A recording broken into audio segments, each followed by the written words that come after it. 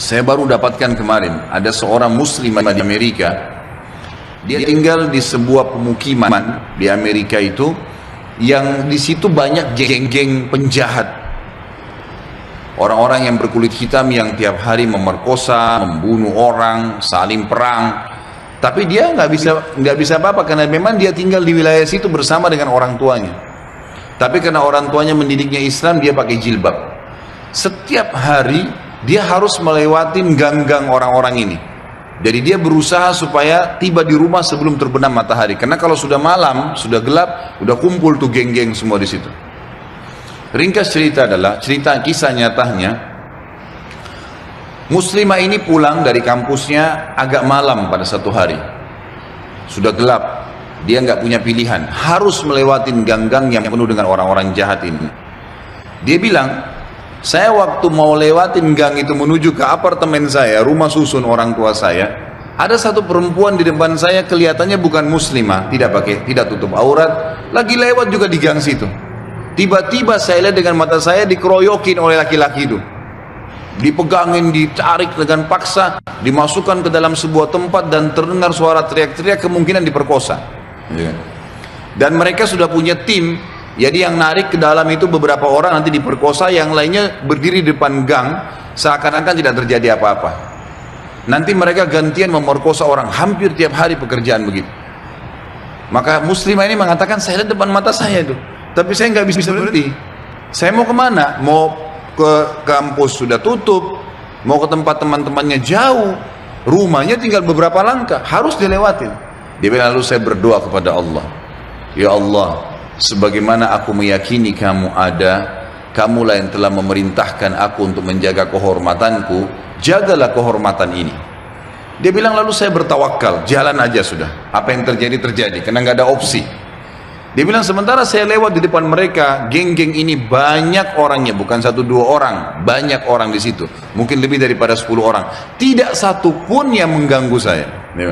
Nggak satu pun mengganggu saya. Dan waktu saya lewat, mereka pada buang muka. Orang-orang ini pada buang muka. Saya jalan sampai melewatin gang itu. Kebetulan rumah orang tua saya berhadapan dengan kantor polisi. Lalu saya datang kantor polisi itu, lalu saya berkata, tadi ada kejadian begini, ada perempuan diperkosa di sebelah sana. Polisi pun akhirnya menerima laporan tersebut, lalu memeriksa, karena dekat, betul terbukti ditangkap, masih ada perempuan tadi dan memang diperkosa, akhirnya ditangkap semua di penjahat-penjahatnya. Sementara ditangkap, dia bilang, waktu masuk di kantor polisi, mereka tahu saya yang lapor, saya pakai jilbab ada di situ. Tapi mereka setiap lihat saya pasti buang muka. Kayak orang, bukan buang muka karena marah ya, kayak orang yang ketakutan melihat saya, dia bilang. Sampai masuk di penjara semua. Sudah terungkap masalah itu, dia bilang, saya penasaran. Saya bilang sama polisi setelah itu, bisa nggak saya sebelum pulang, saya mau temuin penjahat-penjahat itu. Kata polisi, silahkan. Datang ke sana, dikawal, dia datang, dia tanya, waktu dia bilang saya masuk ke penjara, semuanya pada tunduk, gak ada yang berani lihat saya. Saya jadi bingung, ada apa sebenarnya, gitu kan? Saya seorang wanita cuma pakai jilbab. Ini penjahat-penjahat terkenal tiap hari perkosa orang, tiap hari bunuh orang, nggak ada yang ditakutin, gitu kan? Maka saya bertanya, saya mau tanya, saya yang ngelaporin kalian, gitu kan? Maka semuanya ada satu orang yang menjawab mengatakan, kami tahu kalau kamu yang melaporin, gitu kan? Terus kata si perempuan ini, kalian tidak marah dengan saya? Karena ini nanti ke depannya siapa tahu mereka lepas dendam. Nggak ada yang nyaut, diam aja semuanya.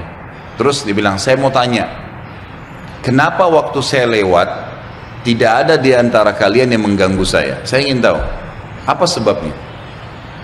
Ada satu orang, dia tidak angkat matanya ke arah perempuan, cuma dia tunduk, dia mengatakan, dari Anda lewatin gang sampai sekarang, di belakang Anda banyak orang yang menggunakan baju-baju putih yang menemani Anda. Dan badannya besar-besar, kami takut. Perempuan ini bilang, saya tiba-tiba gemetar, hampir jatuh. Kaget dengan informasi itu. Tapi itu kisah nyata, gitu kan? Kisah nyata. Dia bilang pun, kalau begitu baiklah. Dia keluar, lalu dia ceritakan kepada keluarganya. Tapi apa yang kita ambil pelajaran dari kisah ini? Keyakinan kepada Allah Subhanahu wa Ta'ala mendatangkan pertolongan yang memang tidak masuk di akal manusia, tidak masuk di akal manusia, nggak bisa, susah untuk dihubungkan itu.